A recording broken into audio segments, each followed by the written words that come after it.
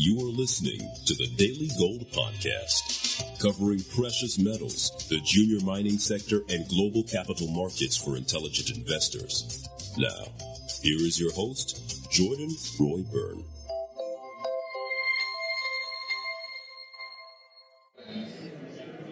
Hello again, everyone. Welcome back to another live edition of the Daily Gold Podcast. I'm here with Mickey Fulp right now, and we're at the Vancouver Cambridge House Conference, the International Metals Writers Conference, I believe that it's named. Mickey, how are you doing today, and what exactly are we going to do for this interview? Well, I'm doing well. It's a busy conference. You're speaking, I'm speaking, we've got meetings, good nice crowd here, but we're going to do something different today. We're going to do a 180. I'm going to interview you because we had a discussion last night at dinner and you had some interesting ideas on the gold market. And generally what I find is people talk their own book and they are reluctant to take bearish views sometime, and you tell it like it is, so tell it like it is. Right, well, at least how I see it. Oh, thank you, Mickey. I don't like the way the market is just set up here technically, not just gold, but if you look at commodities as a whole. I know that some individual commodities are faring better than others, but if you look at commodities as a whole, the CRB and an equal weighted CRB, they're both breaking down. They look like they can go back and retest the lows that we had in early 2016. And with respect to gold, I see the same thing in gold. I mean, gold, it hasn't broken down yet, but if you look at, for example, here's another thing with respect to commodities, the dollar weakness. We had the dollar at its low a couple days ago. It touched a 7-month low, yet if you look at the CRB, you look at gold, you look at silver, there's just not the type of strength that you would see in a real bull market there. And also with respect to the mining stocks, specifically the gold stocks, they've been lagging gold badly for the last couple of months. So put all these factors together, and then on the fundamental side, I mean, I believe that the biggest driver for gold is negative real interest rates or falling real interest rates. And if you look at that picture right now, the inflation side of that, it looks like inflation's probably peaked for the year. And if you look at interest rates, the Fed is still hiking. They're probably going to hike next month. And my view, I mean, once we get through if I'm right and we see weakness for the rest of the year, once we get through that, I'm much more optimistic over the next couple of years. But I think the next really sustainable low in this sector, specifically gold, will be whenever you think the Fed's last rate hike will be. If you think the last rate hike is coming in June, then you're more optimistic than me. I just have a feeling they're going to be able to hike after that another time, maybe even 2 more times. And looking out several years, I think several years when we get into the next cycle, that's when we'll have normalized rate hikes and normalized interest rates, but inflation will be going up faster. So, and if you look back, I mean, you probably remember better than I, the 1999 to 2001 period, we had a double bottom in commodities. And I was looking at interest rates. I know I'm droning on here, but I was looking at interest rates, and there was a similarity where they started to hike again in 1999 or late 99, and commodities went up. And then when they stopped hiking, that's when they stopped hiking a year or two later. That's when everything took off again. So I see a lot of similarities to that period. I know that was a real mouthful, but that's how I see it. Well, at least a couple other questions. So you're very bearish, I would say, in the short term for gold. Let's just talk about the price of gold right now. So last week, an interesting thing happened that made some short-term prognosticators think a bullish signal for gold. And that was gold crossed the 50-day moving average, crossed the 200-day moving average. They indicated that was a very bullish sign for the near term. And so that would be my question. How have you looked at that, and do you factor in that? I know you're mainly a technical analyst, and so the technical analysts really like that scenario for a short-term raise in the gold price. Right. This is something I covered in my weekend update. The last times we had that signal in 2012 and in 2014. And when we had that signal, it was a perfect time we had what you could call an interim peak in the gold price. So we had a bullish signal. We had interim peaks in 2012, 2014. We had this signal in early 2016, but when it happened, gold was already at 1,300, so it didn't rally that much more. Where we are here, moving average crosses they're kind of a lagging indicator. They're not really a leading indicator. I should say a confirming indicator. Now, if I'm wrong and gold's going to break above 1,300 and keep running up, then clearly the moving average, that's confirming that we're in an uptrend. However, with respect to moving average crosses and where we are right now, the one problem with that is the slope of the 200-day moving average is actually going down a little bit. So that you can look at the slope. Right. You can look at the slope. That's contributing to that. That cross. Right. And you can look at the slope of moving averages as kind of a trend indicator. And so if we had this moving average cross and the 200-day was sloping up, then I would say, okay, this is a real bullish signal. But I think it could play out like we had in 2012 and 2014, where unfortunately it marked an interim peak in the price and not a time where it would start moving up aggressively. Okay, so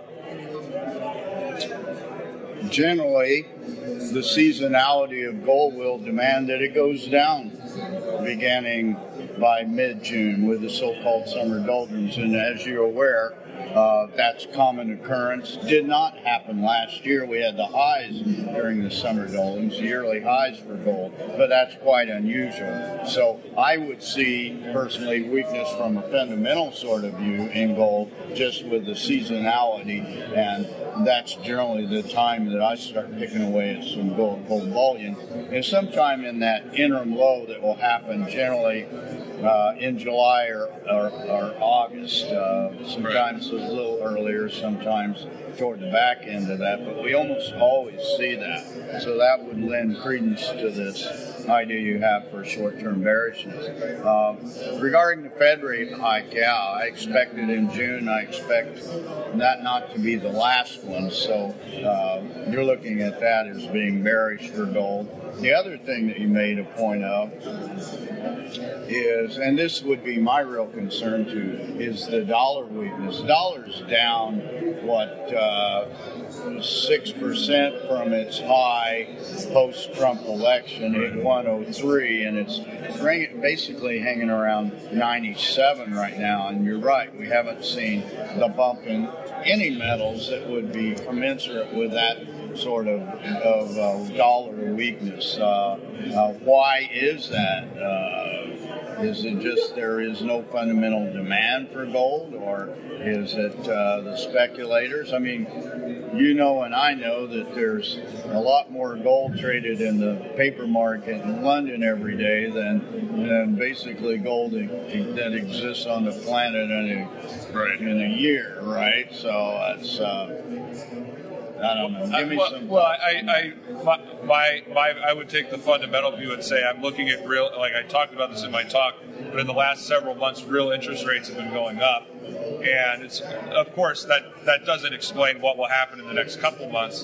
But as I noted before, I think inflation's peaked for the year, and like I believe there's at least going to be a couple more hikes. So interest rates are at least going to be stable. Maybe they'll rise a little bit before they go lower.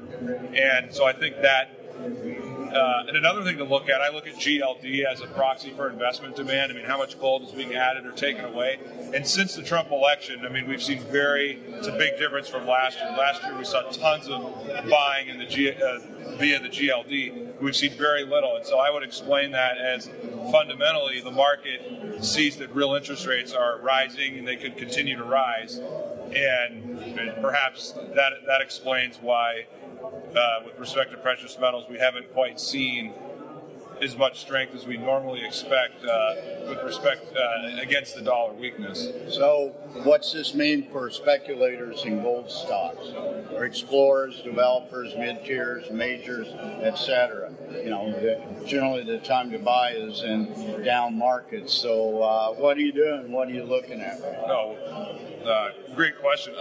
First thing I'll point out is, as you probably know, exploration stocks have been holding up much better than everything else. I mean, in my update, I had a list of 11 or I made a little index of 11 junior producers, and it's trading near a 52-week low. I mean, if you look at stocks like Klondex, Guyana Goldfields, Taranga Gold, I mean, these charts of the junior producers are not healthy.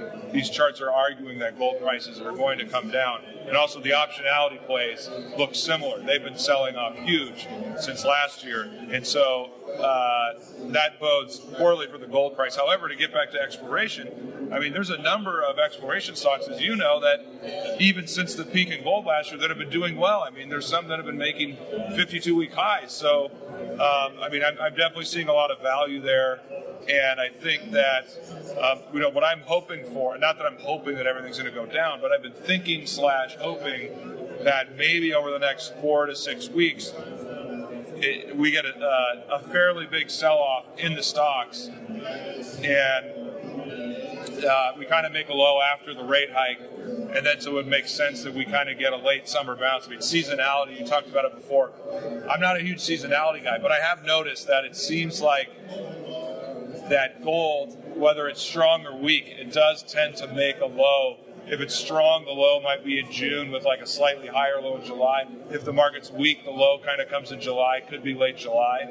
So it jives with seasonality, but I could see a low in mid to late July, and then a rally into early September. September's been real nasty the last 5 or 6 years. You know, Mickey, we talk about the curse of PDAC. How about the curse of Beaver Creek? I mean, it seems like there's more of a curse around that. But to get back to your question, I'm just, with respect to the juniors, I'm just looking for and hoping that we get really good entry points in July. Well, that's what we all want. And if we get a really good entry point there, I'm not going to worry that much about metals price, as you know. I mean, if we can get a really good entry point in something you really like fundamentally, and you get that good entry point, you take that, you can hold on to it because you'll probably get a nice bounce.